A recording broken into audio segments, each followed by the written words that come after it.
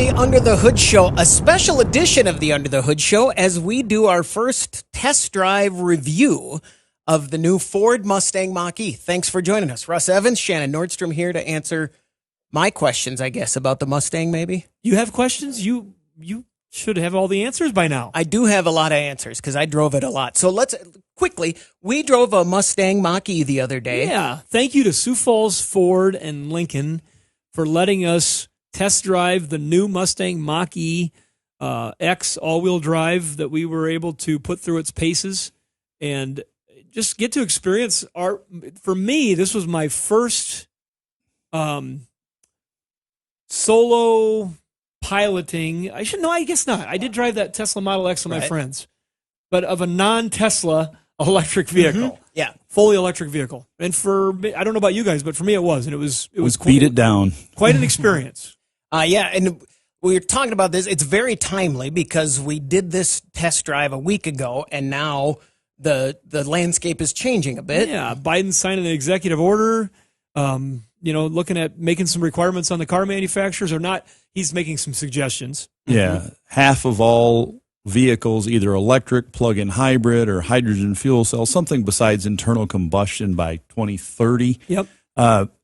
We'll see how that works. And the manufacturers are quick to say, only if you give us the right support and probably money.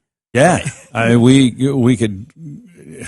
I don't know. They've tried this before, and a lot of things have happened. But the manufacturers told us at a conference, one in particular, FCA, the Chrysler Group, said. Now Stellantis. Yeah, they said, Stellantis. Hey guys, don't shoot the messenger, but we're here to tell you that we're going electric because you're not giving us the octane we need, whether that come from ethanol or gasoline or whatever. You didn't get it. So now they said, we're being forced to comply and have these cleaner electric vehicles here, or cleaner cars. So we're going electric because for them it's cheapest. It's cheaper than trying to make their gasoline cars. And some people love it, but a lot of people hate it. Couple things to jump in with quick. Sioux Falls Ford Lincoln really helped us out with this. I mean, the idea came from them, didn't it? Yeah, no, I was down chatting with them, actually checking out the new Bronco, and Mason down there, the new car manager, said, he goes, you want to take the Mustang out sometimes? He listens to our show from time to time. And thanks, Mason. I said, you mean like take it? He said, yeah, take it out and give it a review. And I said, you know what, we'll do that. And so we kicked that can around way too long. Mm-hmm. And then finally Chris came up with an idea and said, hey, let's do it this way. Yeah. Because we were having a little hard time trying to figure out what format to use. Under the Hood Show, we're a nationally syndicated radio show. We have a growing podcast. We're just starting our YouTube channel. And Chris came up with the concept we're using today. So we went and drove it. We did the test drive, and I actually had it for 24 hours. And now we're just coming to the studio, and we're going to talk about it. We have some pictures and some video to get into. But I thought the best way to get our point across would be just to have the conversations that we have on our show in a normal, the same way we do it. And first off, what I recognized about this car, if you were to get in it, guys, and somebody said, hey, I want you to test drive my car. You're a mechanic in a shop. I said, can you test drive my car? It's making a funny noise. And you didn't have it in the whisper mode. So they got in the car. They'd never seen one before, never got in it. Would they know it's an electric car? I don't think so. It was that seamless. You got in it. And if you watched on our opening sequence, that noise you heard, that was not edited in there. That was the GoPro camera on the outside of the vehicle recording the actual sound. This car generates noise on the outside, and the inside has a button to turn it on and off. So you hear those same sounds like you would in a performance SUV. It has a rumbly engine exhaust note to it, and it accelerates almost identically strong to other performance sport SUVs for sure. In the market. We went out and drove a BMW X Series the same day we drove this car and then hopped back in it. And they were very similar, which was really surprising to me as far as gasoline versus the electric. So that was kind of the first thing right there, because we thought, all right, electric car, what it's going to be like, because we hear so many of our listeners and even ourselves saying, well, I think we should just preface everything we say with, well, I think it's going to be like this. I think electric cars are bad, or I think they're good, or well, get in one and drive it and decide for yourself. All right. So first impressions, the name Mustang Mach E has been the big thing with this. And I want to read, Car and Driver actually had their EV issue came out. I actually have it with me. Okay. So go ahead, but I brought the magazine. I wasn't in me. favor of the name because it's not a Mustang. I have your a theory take on that was what? I think that the name Mustang Mach E, when that happened, we actually said, boy, that seems like a risky move to call it the Mustang. And I think now that it was a brilliant move for this reason, because it could be, if it doesn't seem very Mustang-y to me. I mean, it doesn't, it doesn't really.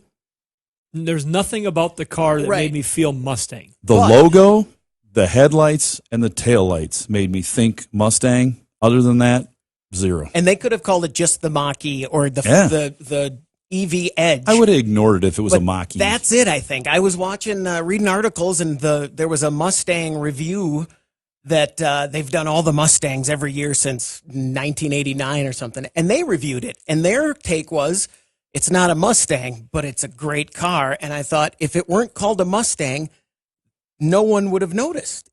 I wouldn't have. If it had just been an Edge EV, I would have gone, oh, that's interesting. So what was the Car and Driver Car and Driver, their EV edition? First of all, at the start of it, they said, it's coming.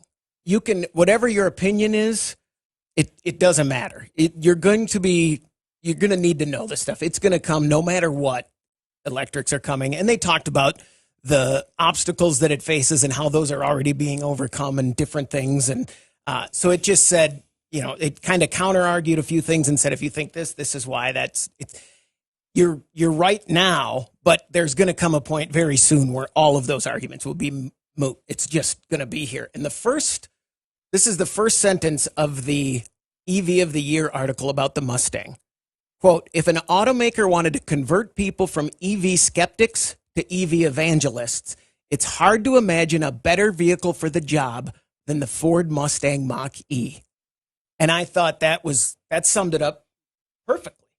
I got that feeling when we drove it, because I know when I hopped in it, I was thinking, what do I expect? Because I'd driven the Tesla, and I thought, all right, this is an auto manufacturer, great at building gas cars, but they hadn't been in the business for well over a decade like Tesla. So let's see what they do. And I thought, wow, I think they really hit it pretty hard on the head when they designed this thing.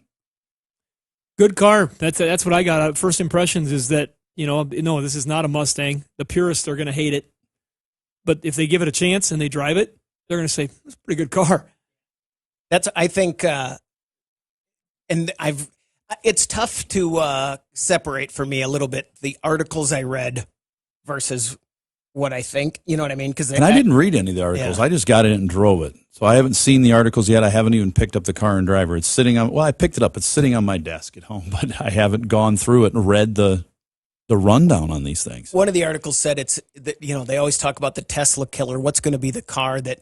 And they said this one is the first candidate for it simply because it is a vehicle on par with the Tesla Y. They put it up against the Tesla Y, and they said it's very, very similar to the Tesla Y, but it has Ford's quality. And that has always been the knock on Tesla. It's they can create the car, but it's the building, it's the putting it together that is there. They're in a large dealership network. That's what I was just going to say, Russ. You've got Ford dealers around everywhere you go. Tesla's starting to expand with independent service centers that have to be Tesla certified, but they are so few and far between right now that I would feel more comfortable with a service network driving any car. So here's the launch we did. And it's not, they don't call it a launch, but we went from 0 and we got up to 0 to 60. And the thing that stood out for me about this car is the fact that the torque, there's no torque curve. No, it is just torque. Well, when we compared it to the BMW, that car took off, and you have your conventional lots of noise, lots of shifting going on. You do the Mustang, and it's just constant torque, no matter where you're at. Imagine like driving a very powerful golf cart. Yep. Just like that. Well, and when I would show people it, my kids and my wife, it was from 0 to 60. As you know, it's fast. I think it's rated 4.9 seconds. I think they tested it in Car and Driver. And 0 to 30, 30 to 60, 60 to 90. It's all the same. So if you imagine how fast it goes, 0 to 60 in 4.9 seconds, it will do that at every point. It will do that from 40. It will do that. So you could step on it and get that 0 to 60 rush from 40 to 70. It was really, as far as that goes, and I haven't driven a Tesla or any car that has that kind of power other than a long time ago. But it was, that was just, it wasn't dramatic at all. It was Set your head back a little bit, and it was constant. Yeah, no real announcement, no real rush from it other than the speed. It was kind of like you said, it's like a launch coaster. It's like Aerosmith's Rock and Roller Coaster. It's exactly like that, but it's just smooth. It's just like a gas car, but it's like one gear gas car, smooth the whole way instead of that shift that you feel in there. And of course, you hear they talk about that with EVs all the time, with the low center of gravity, with the batteries in the underbelly. The car holds to the road. It corners very, very well. It's not, it's not a Mustang GT500. It's not a Shelby 500 GT500, but it handles what you push at it just fine. I took it around a corner fast a couple times, and the car made a little tire squeal and just held its line, and right around the corner that it went. It was very, very stable car on the road. It still hit the rumble strips the same way every car hits the rumble strips. It still danced a little bit when the road was uneasy. That was all the same. Yep. There's nothing different about that. I thought it was and to be fair, here's the most nerve-wracking point of the day for us when Russ was he was flying the drone through the car as a pass-through, and this was the most nerve-wracking thing. So I think, to be fair, any brand new $55,000 car would be impressive in all the ways that this car was impressive, aside from the EV part. The car was perfectly, it felt great. It was all wonderful materials. And the fact that it's new, everything was it all had that new shine. Everything about it had that new shine. And the system to get through it, the infotainment system, that whole touch screen, I thought was really intuitive. It was really easy to use. I thought that definitely, I wasn't surprised. There were a few times we went a little deeper and we had to kind of go back, but it was pretty intuitive as far as that goes. You could get lost in there. Oh, yeah. In that big information, because the pad is huge, and they use the vertical feel of the pad, compared to the horizontal that some have. And they're putting that in a lot of the gas vehicles now. A 2021 F-150 is almost identical in the way that system's working now, except for a few of the electric things, like your noise, turn on and off your propulsion. noise. You turn on the propulsion mode. Whisper mode and all that stuff. So that was kind of cool. But and let's talk about the battery thing here, because I know people are going to say, well, how much range does this thing have? Well, we honestly don't know, because we got it with almost a full charge. Chris drove it for quite a ways. We weren't gentle on it at all. We were giving it full power. We were accelerating, use. decelerating. We're doing all that stuff. Had the air conditioner on high the whole time. It was a hot day. Yep. Yeah, it was, 96, 7 degrees, hot day. Pretty hot. So, we drove it pretty hard. And when Chris was done with it, after driving it all the way into the evening and all the way around, you had put a lot on it, and you still had how much left on it? I think I had about 17%, which was 35, 40 miles is what it said. And you had put 270 miles on it or something? Yeah, I think, I would have thought I was getting to about a quarter tank, maybe a little less if I were in any car. So we were just guessing, but we thought if we had just taken the car out, gone on a road trip, or just drove around like the average person getting groceries with it, it probably would have had an over 300-mile range, somewhere between 3 and 350. We weren't sure. Do you want to see the propulsion sounds? Because you can turn on or off the propulsion. Yeah, let's check that out. Yeah, here we go. Let's do this. I think we'll have sound too. And it sounded real. It wasn't like...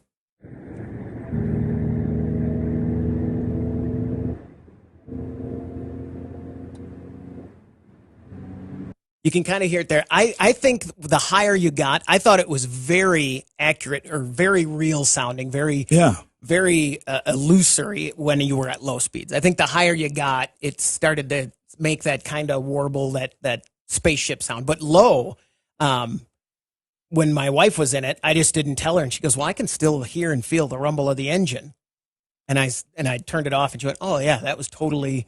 And I don't even know if she felt the rumble. It was just the sound kind of tricked your ears into feeling that rumble. It was that part of it I thought was kind of neat, and I just left it off after that. I mean, once you get used to it, there were so many settings that we messed with that it was, So as far as charging goes, if you pull this thing into your garage and you have run it down to near zero, and it's equipped with a 115 volt standard, plug it into a wall. Let's call it a super trickle charger.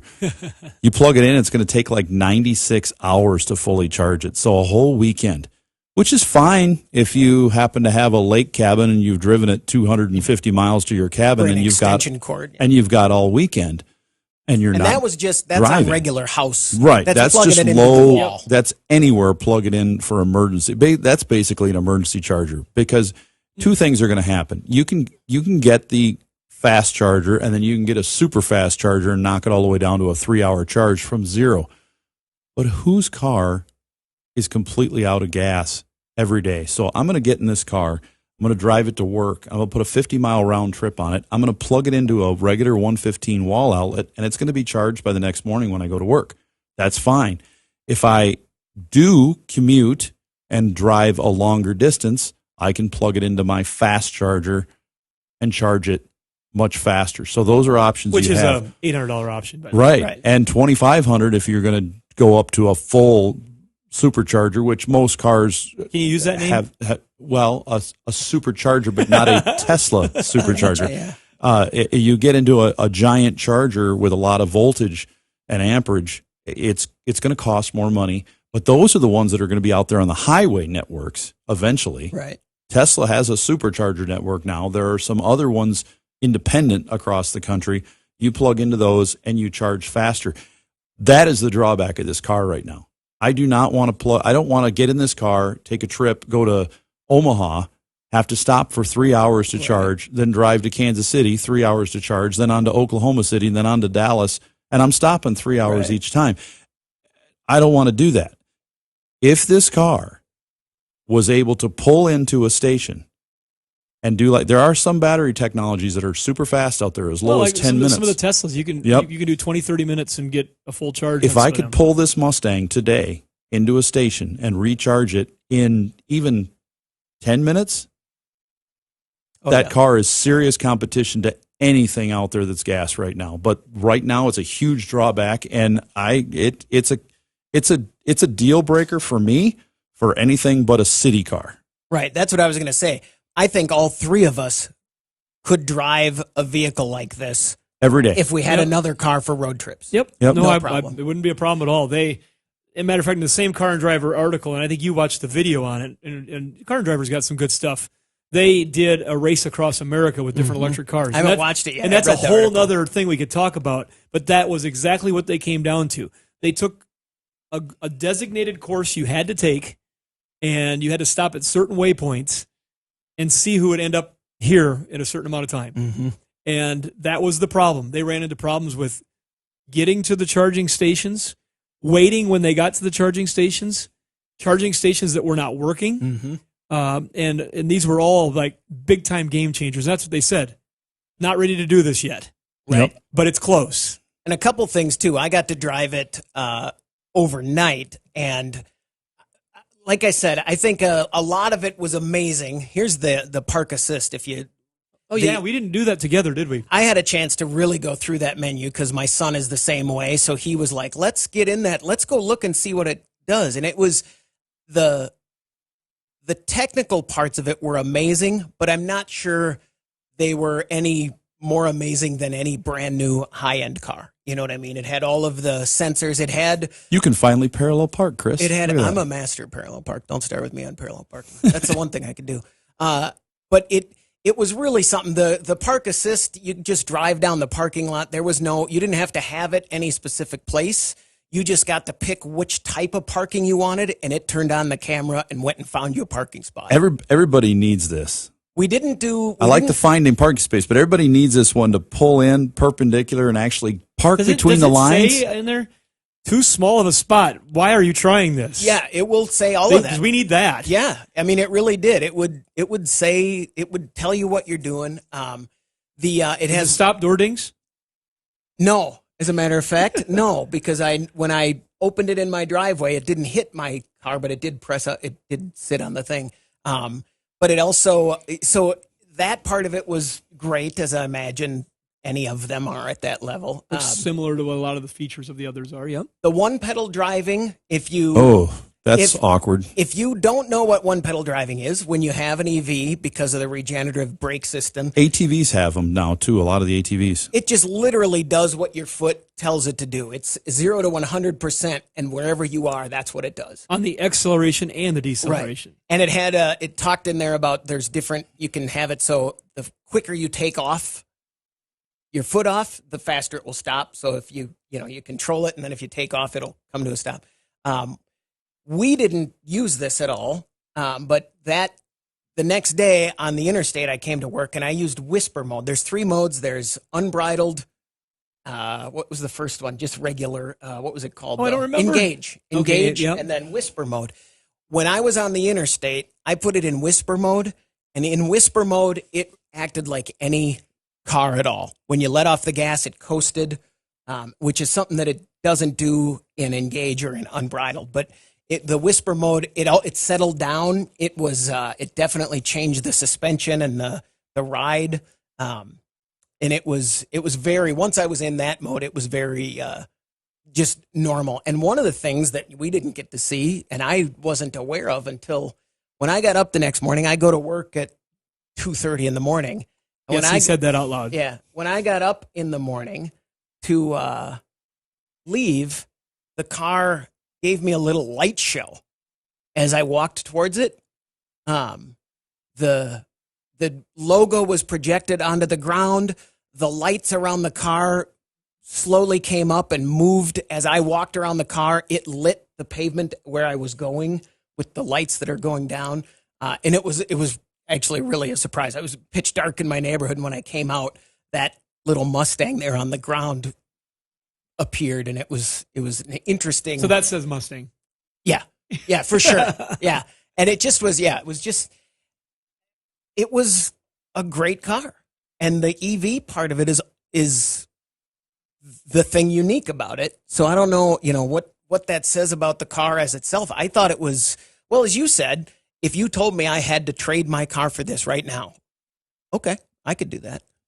It was a lot of fun. You just have to figure out the recharge part of it. And I think people are going to look back on this car in 10 years, and there'll probably be some aftermarket people figuring ways to make it charge faster. Mm-hmm. That'll be the thing. It's like, how do we hop this? I got the original Mustang Mach E. How can I make it better? Well, let's swap out the battery pack and we'll upgrade the software, and now we're going to charge it in 5 minutes instead of 3 hours or 90 hours, or whatever. I think those will be the kind of upgrades we're going to see. Now we do upgrades on engines to make them give more horsepower. I think we'll be looking at more horsepower through software upgrades and things on these cars, but we're definitely going to be looking at upgrades to high performance, the charging of Well, them. they just did a software upgrade to the Mustangs that are out there, and with that upgrade, they increased the range. Right. They must have learned enough with what they put out there to say, you know what, we can give this a little bit more. So there's so much that can be controlled that way. Can't do that real easily with an internal combustion engine. You can do a little bit of tweaking with the computer and change stuff, but not to that extreme. Top speed limited at 114 miles an hour. That's governed by the computer. It would just keep going if they didn't. Yeah. Yeah. It would just keep climbing. Until the motors flew apart. Yep. And I would say one other quick thing is we brought it to your automotive facility. Yes. And you went in and said, hey, we have the new Mustang Mach E if you guys want to come look at it. And the general reaction was, I'm all right. So you look at this picture. This is what I wanted to. If you look at this picture here, this is what it looked like when you went in and announced that the Mach E was out there. Few people came out. Everybody else was kind of nonplussed. But then after just a few seconds, after someone went back in, all of a sudden there were people around it and everybody was talking about it. And then, I wanted to point out too to this part. The one guy. Because I know where you're going. I think. Well, no, just that you guys were crawling under it. This was a room or a facility full of car guys who ended up being pretty curious about it. At first, they were not at all. But then after a while, they were like, let's definitely, they were interested in asking a lot of questions. At first, they didn't care. But once they got a look at it and they started asking questions. Go back to the previous picture you just had up there. Right. And one of my shop guys even said, I don't like electric cars. And he got in it and drove it, and he's like, hey, that's pretty cool. If you look right across the front end of the car, there's two guys with their hands in their pockets. These guys? Right there in the back of the against the building. Okay, yeah. The guy that's on the left, he works in our inventory department, Cal. When I came in and I was kind of announcing to the production area that, hey, I had this car out here. We're going to be here just for a little bit. Why don't you guys come out and take a look at it? He stared at his workstation and just didn't move. And Cal is very intrigued about everything, but he's also very opinionated about things. And so I love him for it. But I said, hey, Cal, aren't you going to go out and check out the new Mustang? I don't like electric cars. I'm like, well, it doesn't mean you can't go look at it. Right. He just doesn't like the whole premise of it. I mean, and there's a lot of people that don't. There's a huge industry that is extremely important to our country that is the supply chain of the automotive industry. And that's us, by the way. Yeah, we're not saying, oh, go buy an electric car. We're saying we are in that industry and we need that industry to continue. The gas motor is my number one part type that I sell. Yeah. We need it to continue. Pay the bills. But reality is what we're seeing here, it's being forced upon us, whether we like it or not. It's coming. And just finish on Cal. So he got out there and finally he's standing there and he's looking at it like, yeah, I can look at this. I can check it out. But he never came around to say, I'd really like that. He just won't because that's not his mindset right now. We should have put him in it and had him drive it. We should have. But you know what? I agree with what you guys just said. If you said, Shannon, your cars are gone, you got to drive this, I'd go, okay. Mm-hmm. I mean, I wouldn't fight it because it is a good car. The storage room in the car was good. It would be in a hatchback, sport utility, plenty of room in the back. The frunk in the front. Right. We had it's to open. Pretty small, but it was there. We had to. They got some dividers in there you could remove, and you could put a little ice chest in there. I don't know if you're supposed to do that or not, but it really is a functional vehicle. We really appreciate. Yeah, there Russ was trying to figure out how to get his attaché in there. Mm-hmm. He found a little room there, I think. Slid that down in there. Again, we want to give a big thanks to Sioux Falls Ford Lincoln for allowing us to drive this car and give it. We really did, we did a lot of just regular stuff. I did regular driving stuff with it. And I think that quote from Car and Driver sums it up perfectly. If you don't know if you could drive an EV, if you're not sure about them, you don't like them, and you drive this, I think at some degree you will say, oh, okay, I see now why it or how it will happen. I mean, it really was. No, I see it too. And I will just, my ending point would be I agree with you. The car is a good car. I enjoyed driving the car. It was fun to drive. Yeah. Wasn't that kind of, it was For a fun car to drive. People talk about the fun to drive factor. It was fun to drive, but part of the reason it was fun to drive was because it was so unique. Right. Because we've never had it before. Mm-hmm. So I don't know when that wears off, it's still a good car. Right. And I do have big concerns as a business person about how this industry evolves. I'd much rather see the industry evolve by the way capitalism typically works, is that you build demand and people go for it instead of having it forced. Yes. But that is a concern of mine, and that's why people like Toyota and others are sounding some alarm bells about, all right, we're okay with this electric thing, but have we thought through what this is going to do to the supply chain, what it's going to do to the industry? And that's part of the reason why the head of Toyota was running a Grand Prix or a course in Fuji, driving a Toyota Corolla fitted with a Yaris motor, 3-cylinder gas internal combustion engine, powered through the fuel injectors with hydrogen. Mm-hmm. To say there's other ways we need to do this. Just like we're familiar with the people from the biofuel industry. They're good folks. They've had a lot of great product to offer. They could have an argument here to say, you know what, put more octane in the fuels. we can make internal combustion engines that can get higher fuel economies and be clean on the environment and be renewable fuels and all these things. Right. So there's a lot of people that are going to be trying to stake their claim in the way the industry is going. That's why I'm uncomfortable with the government forcing it one direction or the other. I'm really uncomfortable with that. But For sure. the car itself, if that's what we're talking about today, I could drive it. There you go. The Ford Mustang Mach E. Again, thanks to Mason and Sioux Falls Ford Lincoln for allowing us to do this video test and keep you make your comments below, but make sure they're polite and no swearing. Either way. We'll delete them if they're rude. But it really was. And give yourself a chance. If you get a chance to ride in one or drive one, go check it out. I think you'll be surprised at how engaging it is. I will say this in a somewhat funny way. I think if you go around the country, especially the Midwest, there's probably a Mach E on the dealership that you can test drive. Yeah, for sure. Yeah, I mean, they're just not. Yeah. There's not the rush for those. Mm-hmm. Here again, just talking to the Ford guys. I'm going off a little bit because we're about ready to end, but they just said people are intrigued by the car or they're polarized by the car. Right. The new Ford Lightning pickup was introduced, and the ones I've talked to, pre-orders through the high demand for pre-orders on that. People are intrigued more by that than they are by this right now. But this car, I think, is the game changer, probably for getting people's attention. I agree, and I think the Mustang name might have slowed down sales of it, but the car itself will make up for that in the long run. Say this out loud. I just thought of this, and this is not an epiphany, but it just really hits me when I say it. A person that owns a Mustang right now, V8, power, noise, smell of burning fuel, tires burning. They are not the first person in the line to buy any electric car. Right. So when Ford made that decision, they knew they weren't going to get that buyer right away anyway. So they just polarized it with it and said, I think they went out and told everybody how much they hated it. That's stupid. We shouldn't have put that name on there. And then the people went, oh, they make an electric It was Mustang? like Let's go check it out. They pulled a Madonna. Yeah, you're right. They pulled a Madonna. Get it out there. Britney Spears, name your polarizing act or singer. That's what they did. So there you go. Ford Mustang Mach E.